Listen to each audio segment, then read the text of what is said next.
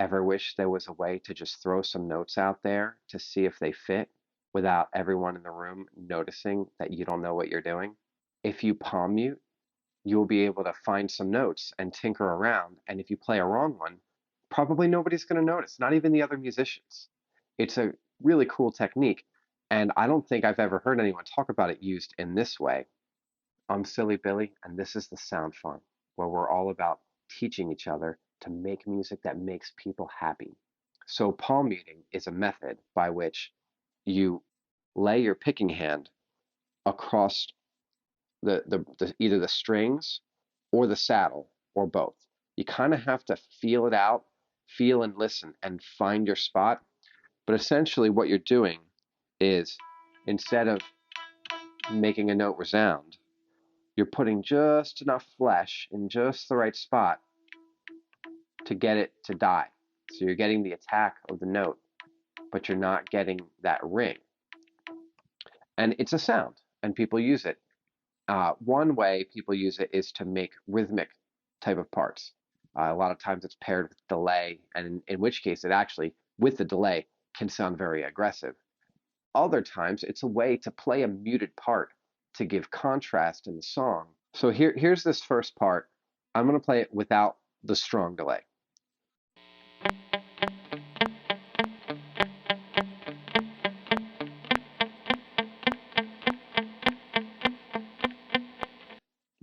There's no way to tell you how hard to press on the strings or how far onto the strings versus how back onto the saddle. You really just have to move your hand around and just play with it until you find it. Let me play that again with the heavier delay, and you can see kind of what those two things put together does for the song.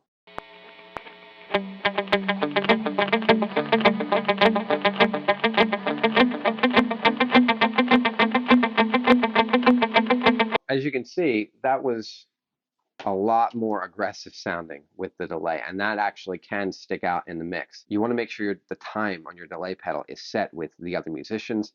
If they're wavering a lot, you're going to need a tap tempo to reset with them.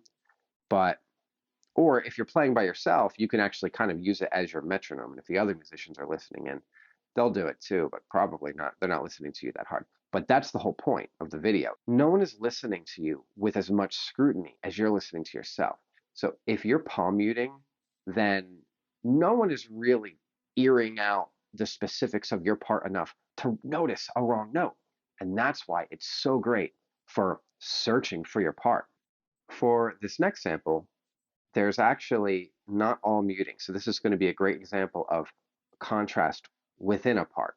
So it's going to be a nice, beautiful little palm muted staccato thing that kind of hops around. And then at the end of each phrase, it's going to switch to resounding notes that are going to really splash. They're really going to seem different and big in contrast.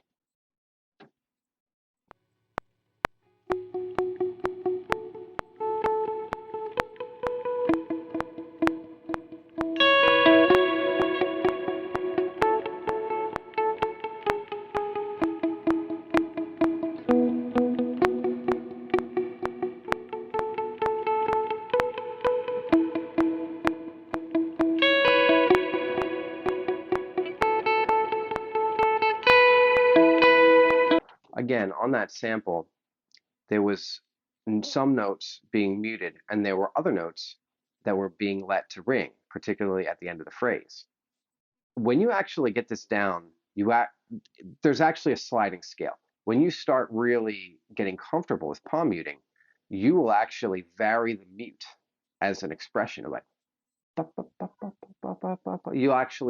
you'll learn to just ease off just a little bit to give them a little more ring, a little less ring, and you'll phrase what you're playing using a little more mute, a little less mute, and then, of course, just pulling off and letting them ring for a few notes. But that comes with time. And that's not really what this video is about. This video is about using muting to almost hide in the mix, to sit so far back in the mix that you're giving yourself the freedom to play a wrong note or two if that's what it takes to find the key or find your part or find the chords or find some notes that you can play that sound good.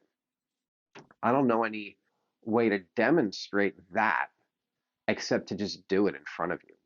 I'm going to close my eyes. I have a poly capo. It's like a digital capo, and I'm not looking at what I set it to. I recorded the chords with an acoustic guitar in regular open tuning. This guitar is down tuned, so there's some math I would have to do in my head that I'm not engaging. And then I also have a digital capo that you saw me set at random with my eyes closed. I have no idea. So that's capo anywhere. Now, the first thing I'm going to do is I'm going to demonstrate trying to find the key without muting and what that would sound like in the mix. I'm going to put on a little crunch too, just to exacerbate the problem. Oh, that was bad. That first note, everyone was going to notice that. You know, the band leader, whoever in your group is the guy who thinks it's his job to tell you when you mess up, he would have turned right around and looked at you or talked to you after the gig. That took them out of the music for a minute. And we don't want to do that. We don't want those jarring wrong notes to take them out of the music. We want to be able to find those notes without it really negatively affecting them. So now let me try it palm muting.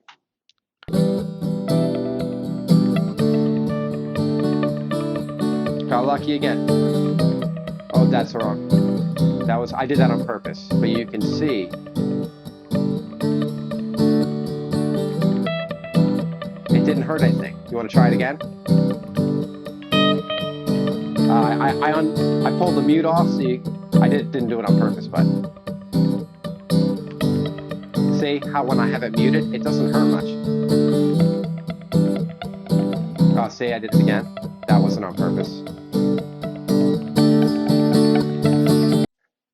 First thing you do is you mute, and then you just kind of test a note, play a note, and if it sounds okay, well, now you found one, and you know that at least before the chord changes, that note is safe. Every time you hit one that's not safe, well, don't do that again.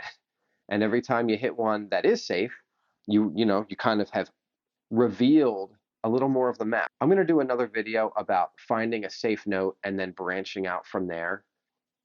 So that's as far as we want to take that right now. I really just wanted to introduce the idea of muting the strings so that you're free to test some notes without it derailing the rest of the music.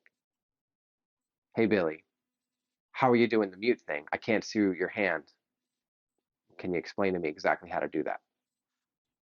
The best I can explain the actual how-to of the palm muting is I'm looking at the line of where the saddles meet the strings, and I'm just laying my palm across it. And it could be any part of your palm. It does not matter. Just put some flesh on there. And if it's ringing too much, maybe if I want it to ring a little less than that, I'm going to push that flesh a little more on the string and a little less on the bridge. And if you go all the way to the string, it'll just deaden out. Likewise, if I'm not getting enough note, pull back onto the saddle and the bridge a little bit, which is going to let the string resound a little more. And it's not precise. So like you've got flesh on a big splotch, so you're moving the giant splotch of flesh that's on the guitar and the strings. If you practice it, you will get it. And there's no way to get it without practicing it. You can't learn to do this from a video. You can learn how to teach yourself how to do it from a video. And this is that video. There's no standard technique for this. There's no right or wrong way. There's no like codified book about this. If it sounds right, it is right. And if you don't like the way it sounds, just keep changing something until you find where you like it. And you might end up with a technique for palm muting that nobody else does. And that's cool. So like I said, we're going to explore this find a safe note and branch out from there idea in our next Winging It video. So watch out for that. Subscribe to the channel if you don't want to miss it or any of the other content. Let me know in the comments below what you'd like. If this video has been valuable to you, let YouTube know by hitting that little like button. Don't smash it though. Everyone wants to smash things. It's not nice. Just click it. Just a little button. We'll press the button. And until next time, make music that makes people happy.